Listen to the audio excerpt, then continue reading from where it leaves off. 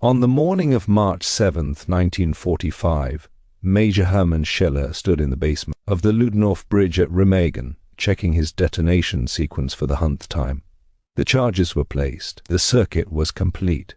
The engineers had trained for this moment. For 4 years, Scheller had prepared this bridge for destruction. Every redundancy, every backup system, every manual fail-safe, all designed for this single purpose. But as Scheller stood in that basement watching his men move through their fine preparations, he felt something he had never felt before in his military career. A small, quiet uncertainty, not about his preparation. His preparation was perfect. The circuits were tested. The redundancy was embedded. If one detonator failed, 5 others would trigger. If those failed, manual teams could place charges by hand and ignite them with mechanical fuses. He had prepared for every contingency a human mind could anticipate. But about the Americans, about how fast they moved, about whether 4 hours of preparation could survive an enemy that did not follow the timeline that military doctrine predicted. The Ludendorff Bridge was no ordinary target. It was a railway bridge to massive iron and stone spans crossing 325 meters of river. It had been built in 1916 to supply the German army during World War I. By March 1945, it was Germany's last remaining crossing point over the Rhine. Every general from Kessel Ring to Model understood. If the Americans captured this bridge intact, they could pour entire divisions across the river without halting for pontoon construction. Scheller had reinforced the bridge ruthlessly. Anti-tank obstacles, machine gun positions, anti-aircraft guns positioned to rake approaching infantry, mines embedded in the structure itself, and beneath it all the circuits of detonation, charges, layers of redundancy designed to guarantee destruction. But as he stood there, feeling the weight of 4 years of preparation, one question moved through his mind. What if preparation was not enough? What if the Americans moved faster than demolition circuits could fire? In the next 4 hours, Scheller would discover that his doubt was the only accurate calculation he had made all morning. The morning briefing confirmed what Scheller had known for weeks. The Americans were advancing from the west, the Soviets from the east. The question was no longer whether Germany would lose the war. That outcome was certain. The question was whether Germany could maintain any organized retreat east of the Rhine. The Ludendorff Bridge was the linchpin. General Hasso von Manstein had made this clear. The bridge would be held until the last possible moment, then destroyed. No American division would cross this river unopposed. Scheller had built his reputation on preparation and discipline. In 1942, he'd engineered defensive lines in North Africa that had held for 3 months against superior numbers. In 1943, he'd supervised fortifications in Sicily that had delayed the British advance by 6 days. In 1944, he'd reinforced the Atlantic War with concrete and steel, create obstacles that had cost the Allies casualties and time on D-Day. The Ludendorff Bridge was his final masterpiece. Tank traps on the western bank, anti-tank guns positioned on the eastern bank, infantry positions at every vantage point, and beneath it all, the circuits of detonation charges, redundant, tested, prepared for the moment of destruction. At 7:45, the first radio report arrived. American spearhead spotted 75 kilometers west.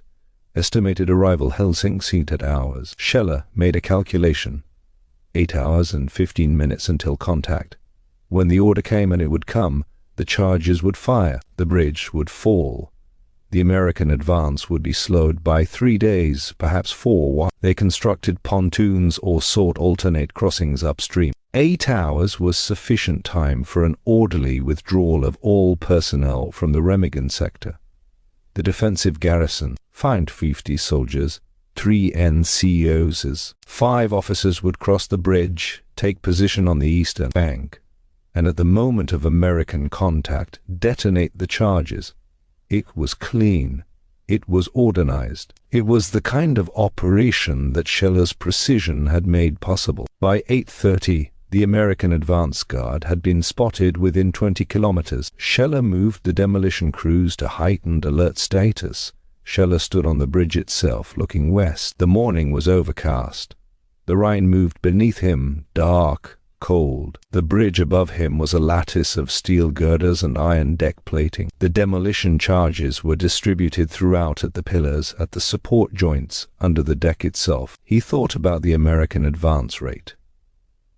30 kilometers in roughly 4 hours meant approximately 7.5 km/h. At this rate, assuming German resistance slowed them down, American contact with the bridge's western approaches would occur at approximately 1400 to 1430 hours. That gave him 6 to 6.5 hours. Scheller had trained this sequence for 6 months. The moment Americans appeared in force, 3 things would happen. First, the last German troops would retreat across the bridge.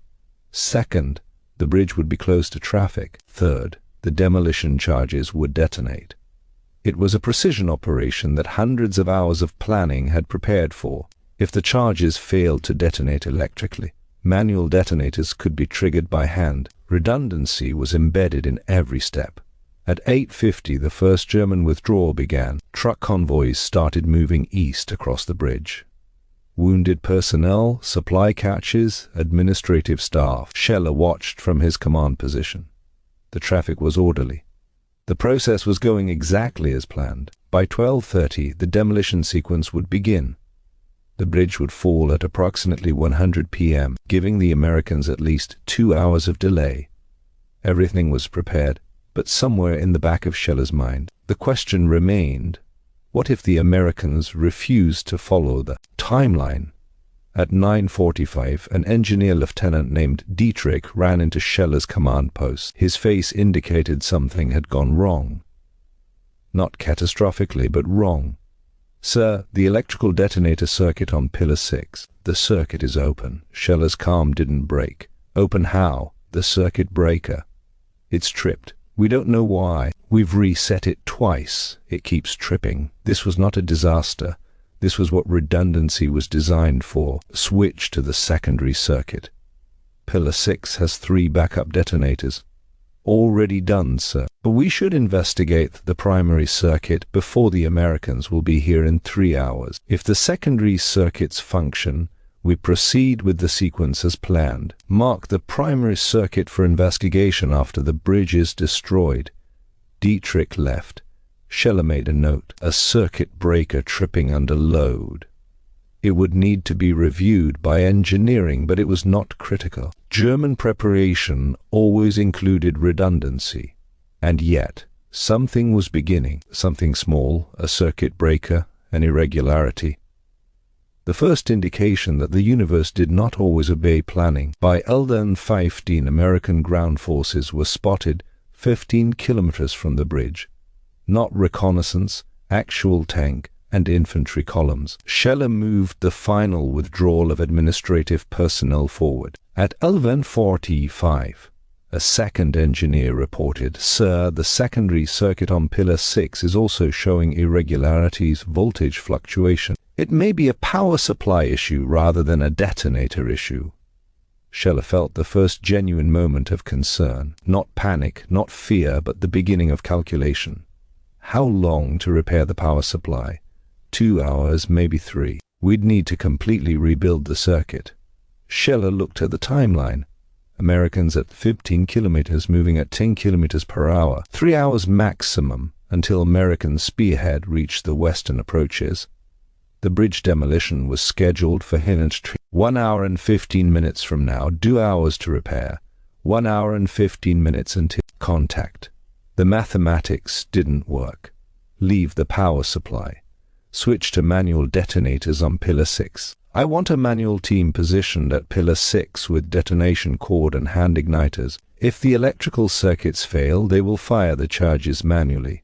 Scheller had prepared for this contingency. The manual team was trained.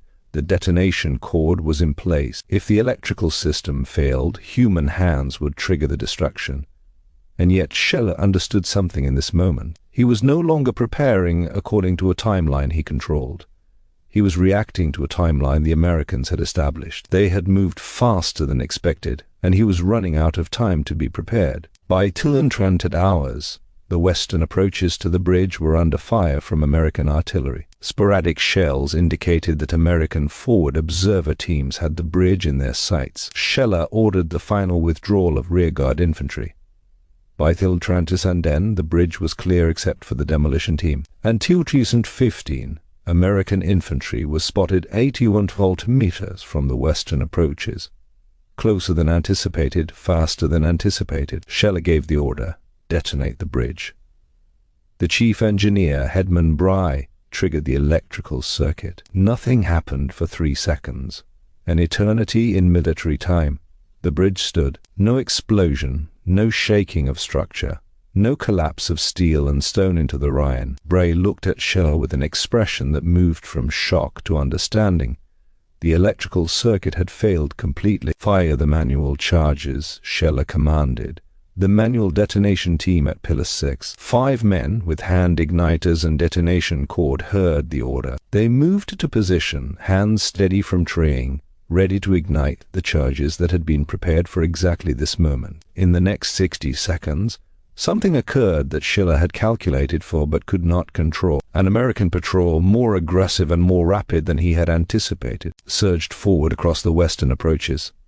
American small arms fire erupted. The manual detonation team, exposed and vulnerable in their preparation positions, came under direct fire from American infantry at close range. Hedman Bry watched through binoculars as the manual team scattered, unable to complete the detonation sequence, because American soldiers were now on the bridge itself, 100 meters from the charges. At this moment, Military 1021 on March 7, 1945, Major Scheller understood something fundamental. The bridge was not going to be destroyed.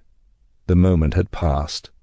The sequence had failed. The Americans were moving too fast with too much aggressive momentum to allow the time necessary for manual detonation. For 4 years, Scheller had prepared this bridge for destruction. In this moment, standing in his command post, watching American infantry assault across the structure his hands had fortified, he realized the bridge had been lost the moment the Americans decided they would accept casualties to capture it intact. They were not following the timeline that German tactics had established. They were moving at a velocity that made preparation irrelevant. A question he had felt that morning, uncertain, quiet but present, now had its answer.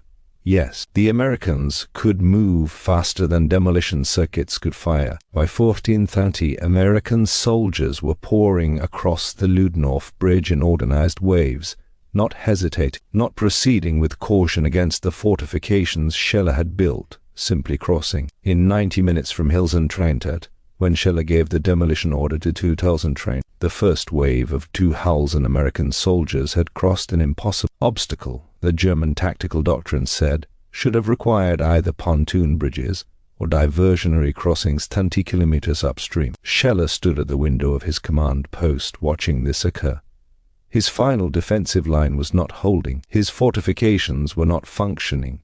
His prepared demolition had not fired. The Americans were crossing at a rate that made German withdrawal impossible. By 1500 hours, with American soldiers approaching his command post, Scheller gave the order to evacuate. By 1545, he was captured.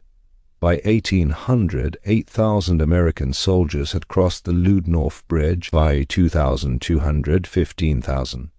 Within 24 hours, the number exceeded 25,000. The bridge that Germany had spent 4 years fortifying had been lost in 4 hours. The demolition charges that had been prepared for months had never fired. The American advance that tactical doctrine predicted would require 3 days across the Rhine was accomplished. In a single day with a single bridge before German strategic forces could even organize a response. Scheller understood what had occurred. It was not a failure of German engineering. It was not a failure of tactical preparation. It was a failure against an enemy that did not fight according to the timeline that military doctrine established. The Americans moved at the speed of industrial capacity, unconcerned with casualty ratios that German tactical calculation had assumed would slow them down. German doctrine calculated that crossing a prepared position cost lives and time sufficient to prepare new defensive lines. American doctrine calculated that crossing a prepared position cost lives. but that lives were replaceable, and that speed was worth the cost. Germany had lost the war not in battles, but in assumptions about how enemies would fight. By evening of March 7th, American commanders understood they had achieved what was tactically impossible and strategically decisive. The Rhine, Germany's final natural barrier, had been crossed intact. Not through amphibious assault, not through engineer pontoons, not through diversionary attacks that consumed weeks of preparation. Crossed in a single assault from a single bridge that German engineers had fortified precisely to prevent this outcome. Field Marshal Eisenhower, when informed of the bridge's capture, made a decision that defined American operational tempo. Move everything across immediately.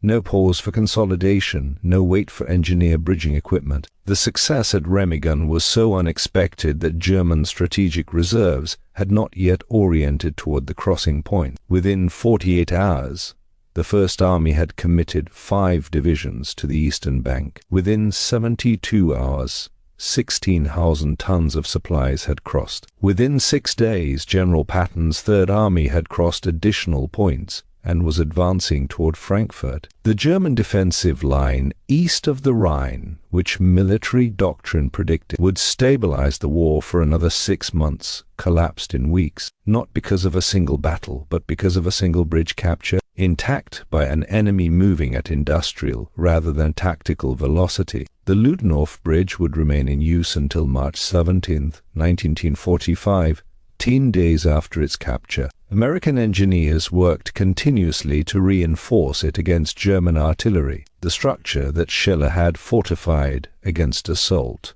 now became the avenue for American offensive power. Every tank, every truck, every soldier that crossed that bridge represented a violation of the defensive logic that German military doctrine had established. On March 17th at Feinfeindifying, the bridge finally collapsed, not from German demolition, but from structural failure caused by American overuse. The bridge had been designed to carry trains and military trucks at controlled intervals. American forces had poured 20,000 soldiers and hundreds of vehicles across in 10 days, a load the structure was never engineered to sustain.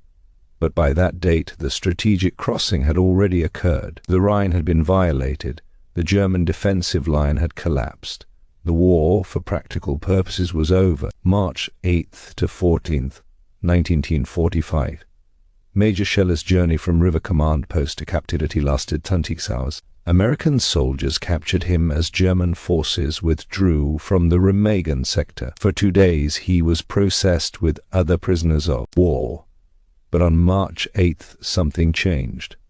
SS officers arrived at the prisoner processing center. They were looking for the bridge commander, the engineer responsible for Remagen. Scheller was handed over to German custody, not American, but German SS and Wehrmacht court-martial officers. On March 13th, Major Hermann Scheller stood before a Nazi military tribunal at Cologne.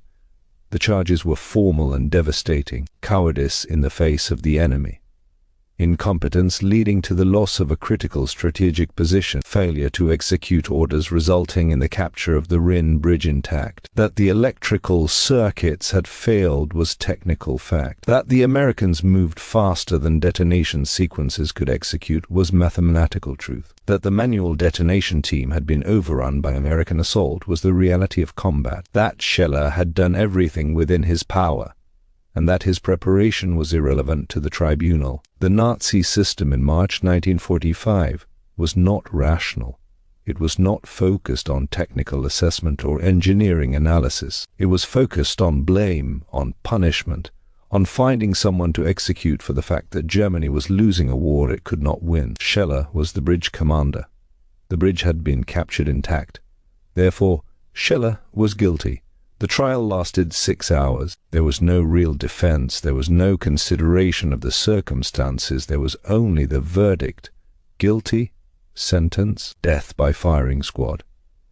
On March 14th, 1945, exactly 7 days after the Ludendorff Bridge fell to American forces, Major Hermann Scheller was executed by firing squad. The same military system that had ordered him to prepare the bridge for destruction ordered him shot for not destroying it fast enough. The same doctrine that had created 4 years of preparation demanded his life, as payment for an enemy that had moved faster than doctrine predicted.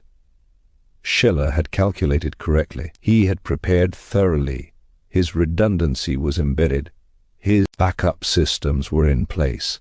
He had done everything that military engineering could demand, but the world had moved faster than doctrine allowed. And for that, his own nation killed him. The bridge had been lost in 4 hours. The engineer was lost in 7 days. The war was lost because systems that cannot adapt devour their own architects. Major Hans Scheller's final words, recorded by a German chaplain present at the execution, were clinical, not emotional, not defiant, simply true. We calculated in hours. They calculated in minutes, and then the firing squad shot him.